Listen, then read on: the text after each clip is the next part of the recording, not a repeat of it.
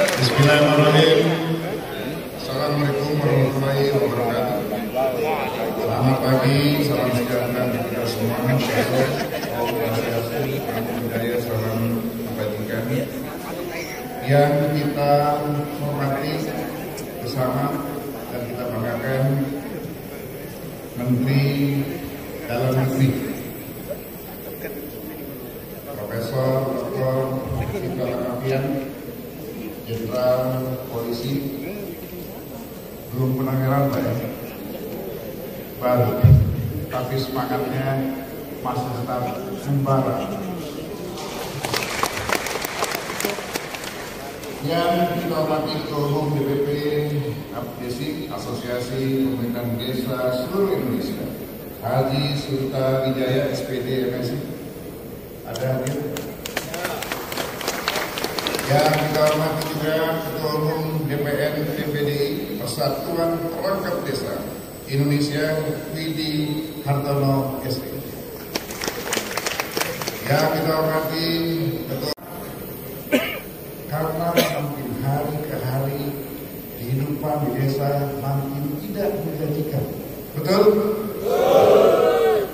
Semua sumber ekonomi hanya bisa diambil, diperoleh, diusahakan di kota.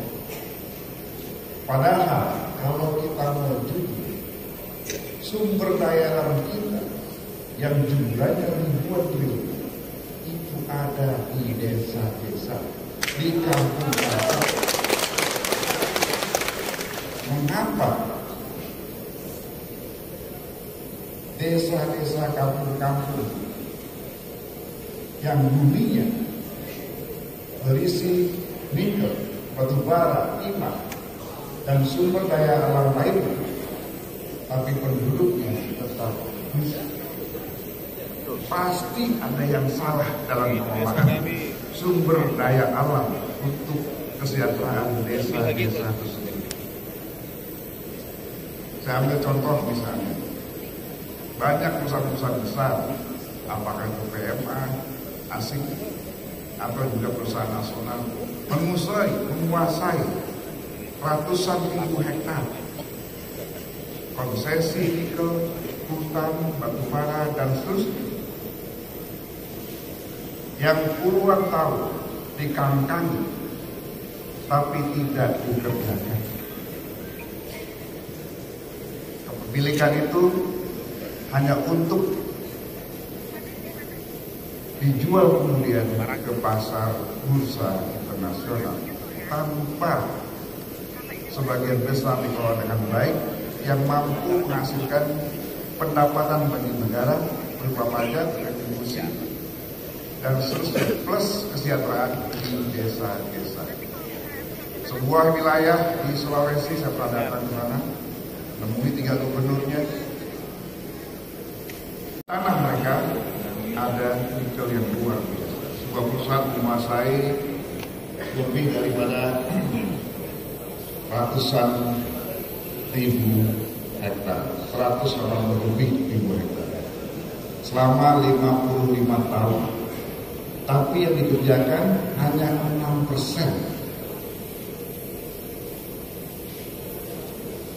Kita sepakat dan setuju langkah-langkah pemerintah Presiden Jokowi untuk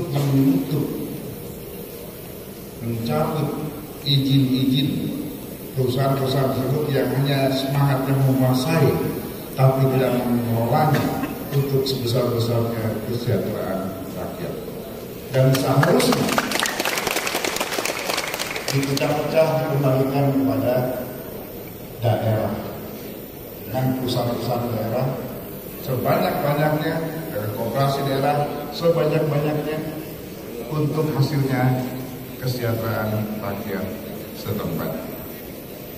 Idealnya memang usaha-usaha. Jadi intinya adalah bahwa kepala desa dan perangkat desa adalah ujung tombak pembangunan yang disebuat langsung, sehingga perlu waktu yang agak lama dibandingkan realisasi jabatan. Itulah kira-kira artinya. Saya nggak tahu nanti pendapat Kapolri, sahabat saya, senior saya Tapi saya yakin dan percaya beliau adalah orang yang sangat mendengar dan sangat akomodatif. Percayalah, perjuangan saudara-saudara akan diperjuangkan oleh beliau, baik di internal maupun di Dewan Perwakilan Rakyat di Senayan. Saudara sekalian, yang penting kita ingat bersama adalah urgensi revisi Undang-Undang Desa jangan semata-mata dikaitkan dengan isu penambahan masa jabatan kepala desa atau isu kesejahteraan kepala desa dan perangkat desa. Kita bersyukur isu ini akan kencang penolakan dibandingkan isu 3 periode. Revisi Undang-Undang Desa harus menyentuh aspek yang fundamental dan menjangkau 600.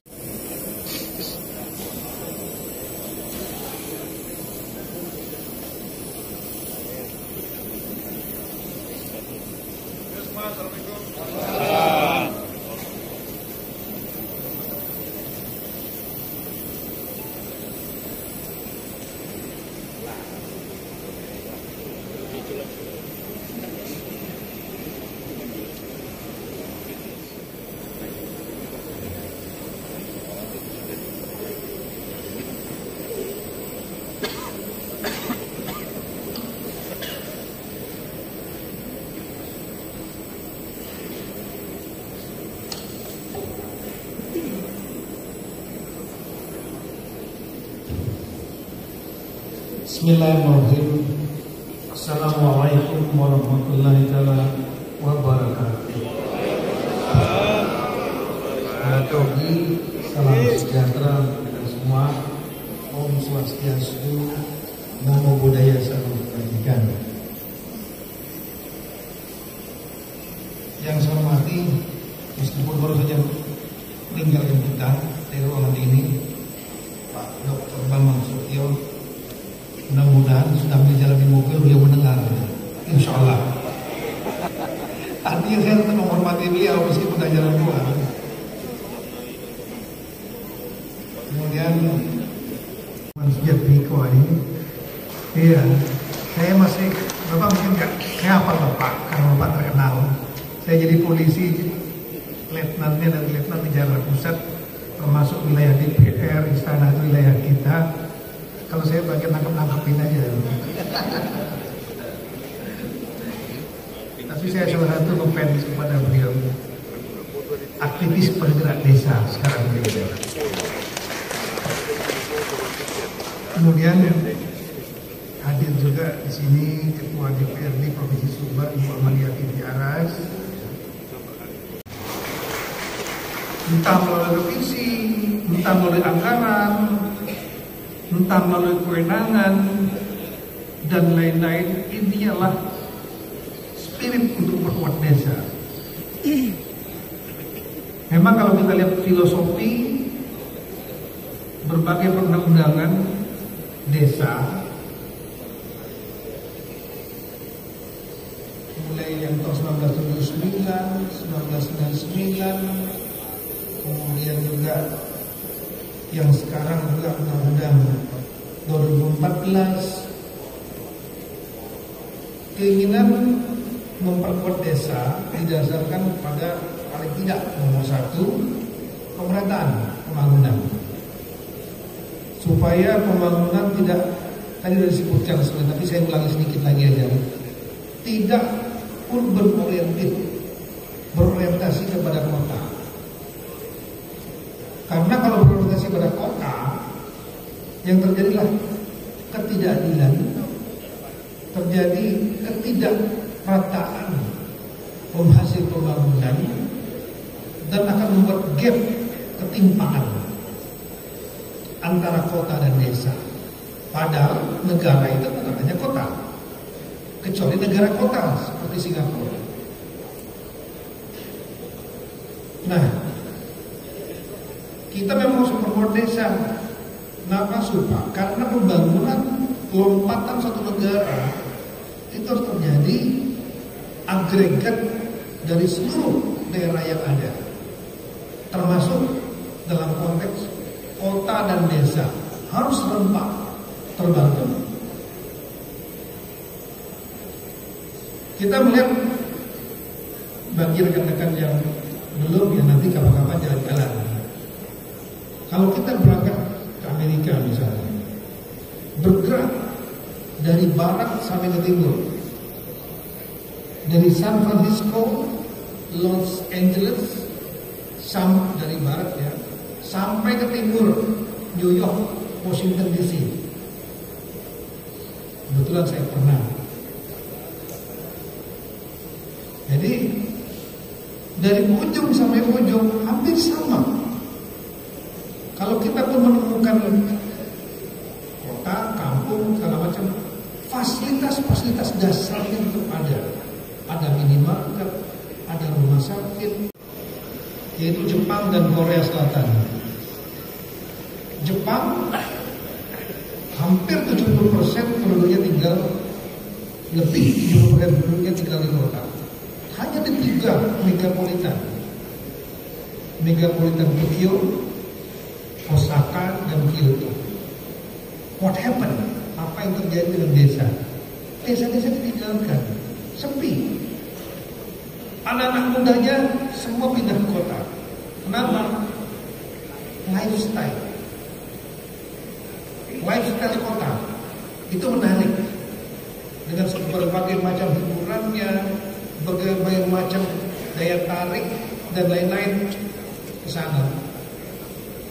Tapi begitu sampai di kota, mereka nanti akan berhadapan dengan iklim kompetitif yang sangat tinggi. Mereka harus berkompetisi, banyak orang pintar di sana.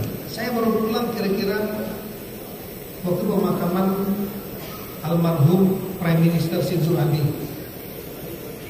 yang ada insiden ditembak. Saya bertemu dengan Gubernur Tokyo, bertemu dengan Perdana Menteri Selangi, Sekretaris Kabinetnya Tuan saya Lara, bertemu dengan Gubernur Hokkaido, kemudian juga bertemu dengan Menteri Dalam Negerinya, dan karena saya mantan Kapolri, otomatis ketemu juga dengan otoritas security di sana. Apa yang mereka ceritakan? Mereka sedang berhadapan dengan populasi yang berkurang, minus population growth, pertumbuhan penduduknya minus. Kenapa? Karena lifestyle di kota, iklim yang sangat kompetitif, living cost, harga-harga mahal untuk hidup di kota, membuat mereka kemudian telat untuk kawin. Kalaupun kawin, anaknya cuma 1, maka diberikan insentif mereka. Yang punya anak yang lahir nanti diberikan lagi tambahan-tambahan. Bahkan satu dari negara, dari masyarakat, rakyat, melalui DPR, pemerintah, pentingnya desa. Kemudian Bapak Presiden juga ngomong tidak, Pak Jokowi ini kan lahir undang-undang desa kan di akhir masa kepemimpinan yang sebelumnya, yang mengeksekusinya adalah Pak Jokowi. Ya, ketika beliau naik 2014 dan beliau tidak tanggung. Yang pertama, kelembagaan dibuat sendiri Kementerian Desa, daerah tertinggal. Apapun Bapak mau berkomen, yang penting kan spirit dari Bapak Presiden, artinya menunjukkan adanya ide, keinginan untuk memperkuat desa, adanya lembaga kementerian desa spesifik. Karena kita harusnya sudah menjadi buku yang berjalan. Kepala desa harusnya bisa memahami undang-undang desa dengan benar. Kepala desa saya yakin merasakan bagaimana perjalanan 8 tahun undang-undang desa. Saya merasakan, Pak, sebagai ketua MPO Abdesi, saya kadang-kadang turun ke kabupaten hanya untuk mengurusi kepala desa yang dilaporkan bupatinya menjadi tersangka korupsi. Saya kadang-kadang berhadapan dengan Kejati karena ada kepala desa yang tiba-tiba dipanggil menjelaskan kalau hanya proses administrasi, jangan kepala desa itu jadi tersangka. Kemudian saya sering berhadapan kepala desa yang tidak bisa mengesahkan APBD-nya karena BPD-nya tidak mau bertanda tangan. Periode menjabat kepala desa mau mencalon lagi tidak lolos tes tertulis oleh tim seleksi kabupaten. Persoalan-persoalan ini luar biasa kita alami sehari-hari. Kami ingin menyelesaikan, tokoh-tokoh kita di depan ini ingin memberikan kenapa harus ada revisi undang-undang desa. Setuju atau tidak? Kalau saya ditanya Pak, kenapa itu tidak selalu berkelahi tentang Sinta? Menurut saya salah satu sumber masalahnya adalah karena dana desanya kecil. Kan? Kalau saya pengusaha, saya pasti bilang 1 miliar itu terlalu kecil untuk membangun desa. Kan? Terlalu kecil itu. Kepala desa kalau datang ke Kemendagri konsultasi hanya sekali dalam 1 tahun. Harusnya 5-10 kali dalam 1 tahun. Kan? Tapi ada duitnya atau tidak? Mari kita sama-sama berjuang, kan? Saya termasuk yang marah Pak Ketua kalau membaca berita habis anggaran kita 500 triliun hanya untuk pendataan kemiskinan. Tetapi satu sisi BPS turun mendata melewati kepala desa semua. Benar atau tidak? Saya juga marah Pak kalau tiba-tiba ada muncul di TV kepala desa dicaci maki pejabat pusat karena memasukkan data kemiskinan orang yang sudah meninggal. Padahal saya tahu kepala desa tidak dilibatkan dalam pendataan. Benar atau tidak? Makanya saudara-saudara, kalau kita duduk seperti ini, mari kita berjuang. Kita berjuang belum tentu didengar, apalagi tidak berjuang. Benar ya? Oke, itu aja pengantarnya kira-kira. Kan? Memang kepala desa ini harus diprovokasi Pak. Kan? Oke saudara-saudara, terima kasih atas kehadiran kita. Sebagai Ketua MPO APSI, saya juga menjadi pembina di PPDI, saya juga pembina di APEKNAS. Saya memiliki obsesi agar 3 organisasi ini menyatu, sama-sama memikirkan bagaimana desa ini maju ke depan. Banyak orang yang bertanya kepada saya, Pak, itu kenapa Pak Asri terlibat kepala desa? Tidak tahu Pak, kakek saya ini mantan kepala desa, bapak saya 18 tahun menjadi kepala desa. Gitu. Saya SD sampai kuliah semua dibiayain namanya dana sisa-sisa dana bandes dulu. Kan? Saya dengar bapak saya dulu kalau diskusi dengan ibu saya, ini sisa duit tinggal 50.000. Ini ke undangan siapa kita harus berikan 50.000? Di undangan ada 10 duit hanya 50.000 kan? Persoalan-persoalan itu dan kemudian menggelitik saya serius mau mendampingi namanya APSI, PPDI dengan APEK. Saudara-saudara, kita semua sudah sepakat bahwa revisi undang-undang desa harus dilakukan. Benar atau tidak? Oke, kalau kita setuju, maka saya mau mempersilakan pertama kali yang menjadi narasumber kita adalah Pak Mungkuang. Beliau ini adalah Ketua Pansus lahirnya Undang-Undang Nomor 6 Tahun 2014. Jadi orang mengatakan beliau ini adalah kitab berjalannya Undang-Undang Nomor 6. Kami mempersilakan ke Pak Mungkuang untuk menyampaikan gagasan. Intinya Pak Mungkuang harus setuju bahwa revisi Undang-Undang Desa harus dilakukan. Kalau tidak setuju, maka penjelasannya harus singkat, padat dan jelas. Kalau setuju boleh panjang dikit. Oke, setuju atau tidak? Oke, silakan Pak Mungkuang. Terima kasih. Assalamualaikum warahmatullahi wabarakatuh. Ini sambutan dari memperjuangkan undang-undang desa itu bukan memperjuangkan praktisi undang-undang desa, yaitu Bapak Sujatmiko, bukan memperjuangkan kaum yang lain. Budiman Itu Sujatmiko. memperjuangkan ya, komunitas saya. Kita mendengar saya rumah penjelasannya. sama lalu di desa juga bahasa saya dulu kepala desa di Cilacap. Penatus namanya. seumur hidup posisinya. Sebelum mbak saya jadi kepala desa, sebelumnya mbak buyut saya jadi kepala desa. Sampai meninggal diganti oleh saya. Keluarga dinasti politik di desa. Cuma bedanya skala desa. Pertama kali saya merasa ada ketidakberesan, aku nggak ngerti. Itu saat tahun 79, umur saya 9 tahun, di genteng rumah mbak saya dan di genteng di banyak rumah desa itu ada dicat tulisan UDKP.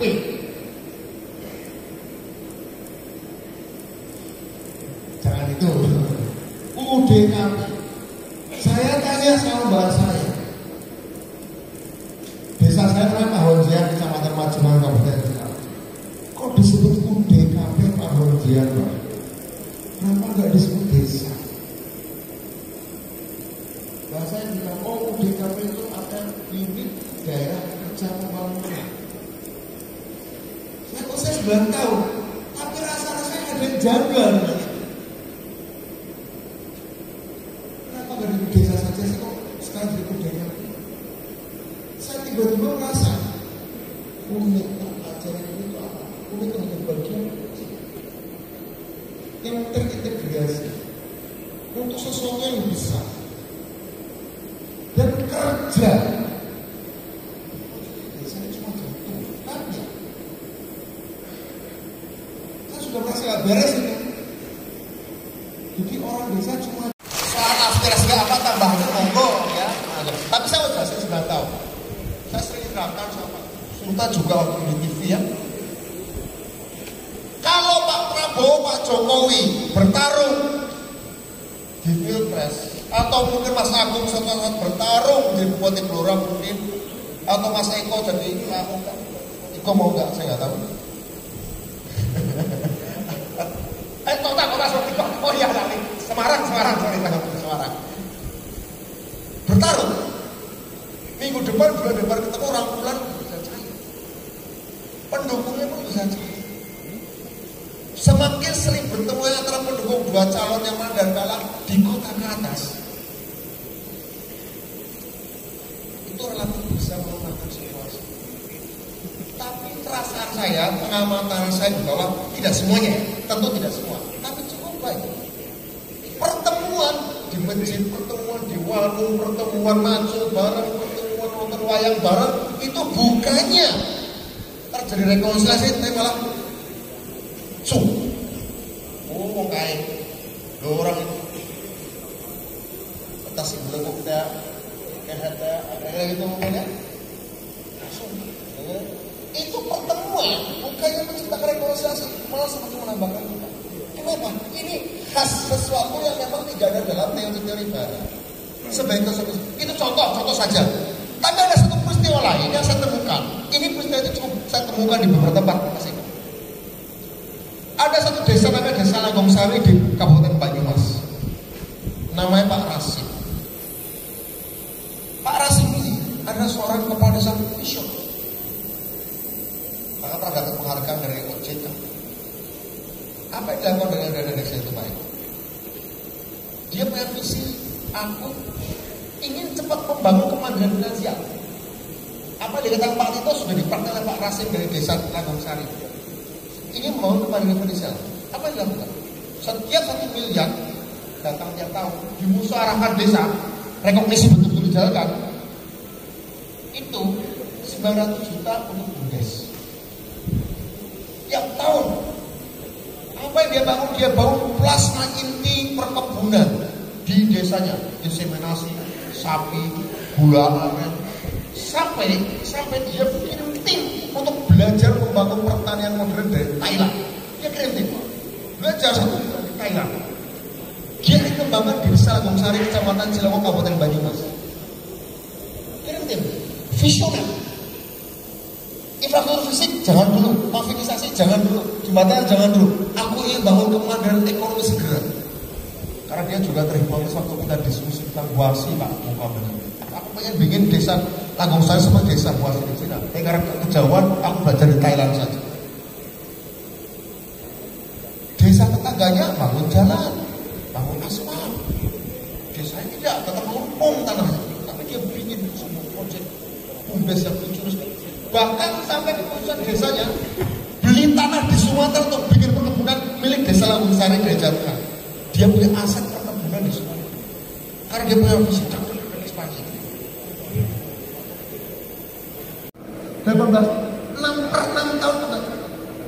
Nah, izin Mas, 2 menit lagi. 2 menit lagi. Supaya ada diskusi. Ya, itulah yang berarti saya diskusikan dengan partai saya, dengan Pak Sekjen, dengan Ibu Ketua Umum juga. Dan saya sampaikan juga Bapak Presiden pada waktu saya dipanggil beliau. Ini masalah. Dan Pak Pratikno juga ada kepala desa ngomong, ya Pak, memang agak susah. Saya sering ngomong, agak susah 6 tahun itu untuk angkat, untuk bernapas, untuk proyek-proyek strategis. Dan ini tragedi di setiap negara demokrasi 5 tahunan, infrastruktur fisik tidak kontinu pembangunannya. Makanya saya sering bilang, salahnya Orde Baru 32 tahun kurang kapah memanfaatkan kesempatan emas itu. Setelah kita demokrasi ini agak susah bangun infrastruktur fisik secara kontinu. Nah, oke, negara ada kesulitan sendiri, kita mau desa. Yuk kita siasati di desa, yuk. Tidak menambah, tapi mengurangi biaya politik dan mengejar kebutuhan elektoral efek bagi pembangunan yang belum segera berbuah, tapi sebenarnya buahnya akan berdampak. Itulah landasan filosofi kenapa kita kejar negara kerepotan dengan sistem demokrasi proseduralnya. Desa harus kita beri kesempatan berlepas ruang dan waktu untuk melakukan visi, karena dari sana kita bisa bangun kembali desa. Terima kasih. Wassalamualaikum warahmatullahi wabarakatuh. Oke, terima kasih. Mas Put, saya kebetulan bapak saya kepala desa dulu di Sumbar, Pak. Jadi di sana itu bahkan habis pemilihan itu nggak ada berkelahi tuh. 2-3 hari udah damai lagi kan. Berarti bisa jadi 9 tahun perlu diperdebatkan juga kan. Apa artinya itu bahwa Kemudian di Undang-Undang 32 2004 pasal 104 itu di situ 6 tahun kali 2. Undang-Undang 6 2014 pasal 39 6 tahun kali 3. Artinya ini progres terus. Terus pertanyaannya apa betul seperti yang Pak Asri tadi 9 kali 3. Nah, kalau itu mau naik terus itu. Bapak dan Ibu, tetapi yang jelas bagi saya, Bapak dan Ibu, kita bersyukur bahwa dengan adanya Undang-Undang 6 ini kita bersama-sama seperti tadi dikatakan Pak Ketua kepada kita memiliki kemajuan yang luar biasa. Dan juga Mas Budiman dan Mas Toro tadi mengatakan banyak hal yang sebelumnya ya, ada, sekarang ini sudah bisa kita rasakan. Namun Bapak dan Ibu, betul Mas Toro tadi katakan ada distorsi-distorsi. Jadi seolah-olah undang-undang desa itu ya hanya dana desa itu. Apa itu Pak? Bukankah kita punya keinginan bagaimana supaya desa-desa itu ke depan menjadi tempat kehidupan dan penghidupan? Kita bisa berbangga kepada desa kita sampai anak cucu kita. Sekarang belum Pak. Buktinya ya ketika kalau anak kita sudah selesai kuliah dan sebagainya, mari kita kerja ke kota, bukan kerja di desa.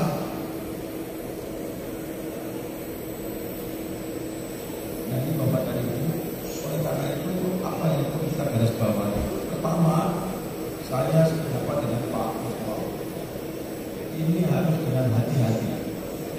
Jangan seperti boleh kucing kayak anak bilang, Bapak usul 9 tahun, nanti di MK kan kena 5 tahun. Mengapa? Undang-undang dasar itu 5 tahun Pak. Itu dibaca. Begitu Bapak itu usul, ada orang juga yang MK kan Pak.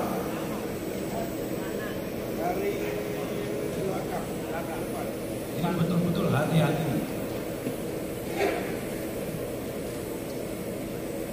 Kita selama ini sudah mendapatkan sesuatu yang tinggal kita perbaiki, jangan sampai malah kehilangan yang besar. Oleh karena itu Bapak Ibu semua perlu kebersamaan. Bagaimana mengatur supaya apa yang kita perjuangkan ini bisa berhasil kemajuan desa. Saya sependapat Pak, ada pepatah mengatakan yang abadi itu perubahan. Tidak ada sesuatu yang abadi. Yang abadi yang perubahan. Dan tidak ada orang yang bisa menghambat kemajuan zaman. Semua harus menyesuaikan. Demikian juga termasuk aturan-aturan kita. Pilihkan dulu Pak. Jadi dana desa Bapak utuh tidak dipakai untuk membiayai pendamping. Tapi sekali lagi pendamping dipakai untuk dari paku Kementerian Desa PDTT. Yang kedua, kenapa sampai ada pendamping desa? Kementerian Desa berpandangan bahwa dari 74.000 desa kita ini, mohon maaf, tidak semua kepala desa itu terpilih karena menjadi kepala desa karena dia cerdas, karena pintar administrasi, karena tahu pemerintahan. Tetapi banyak kepala desa kita yang terpilih jadi kepala desa karena ketokohannya. Dia mungkin tidak paham administrasi, tidak paham ilmu pemerintahan, tapi terpilih jadi kepala desa karena dia tokoh, karena dia berkarisma di desa itu. Yang seperti inilah agar tidak keliru di dalam menjalankan tugas-tugas kepemerintahan, termasuk menjalankan dan menggunakan dana desanya, disiapkan pendamping.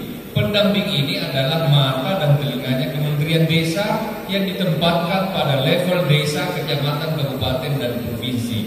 Jadi hakikatnya pendamping ini adalah membantu tugas-tugas kepala desa. Kalau ditemukan ada pendamping yang kemudian menjadi saingan kepala desa atau bahkan mengganggu tugas-tugas kepala desa, Bapak sampaikan saja rekomendasi itu kepada Kementerian Desa untuk dilakukan peninjauan ulang atas posisi mereka sebagai pendamping desa. Karena mereka menjadi pendamping desa itu bukan harga mati dan jabatan turunan yang dipakai terus-menerus dan tidak boleh berubah. Setiap saat bisa diganti pendamping itu. Bapak laporkan kepada kami akan teruskan kepada pimpinan manakala ada pendamping yang tidak sesuai dengan tugas dan fungsinya. Makanya Kementerian Desa berusaha memberikan peningkatan kapasitas kepada pendamping untuk melakukan pendampingan. Jadi tugasnya ini sebenarnya mulia, melakukan pendampingan. Tetapi mengurus pendamping yang jumlahnya 35.000 se-Indonesia itu tidak mudah. Bisa saja ada yang sudah diperintahkan seperti ini, namanya manusia biasa, mungkin tidak sesuai harapan. Dan itu bisa dievaluasi Bapak dan Ibu sekalian. Sampaikan saja keluhan-keluhan itu ke Kementerian Desa. Terus berikutnya, ada yang menanyakan tadi, pertanyaan kedua dari Padang kalau saya tidak salah. Tidak usah dana desa itu di persentase. Sekian persen untuk ini, sekian persen untuk ini. Bapak dan Ibu sekalian, urusan desa ini sangat seksi. Saking seksinya ada 3 kementerian yang ngurusi desa.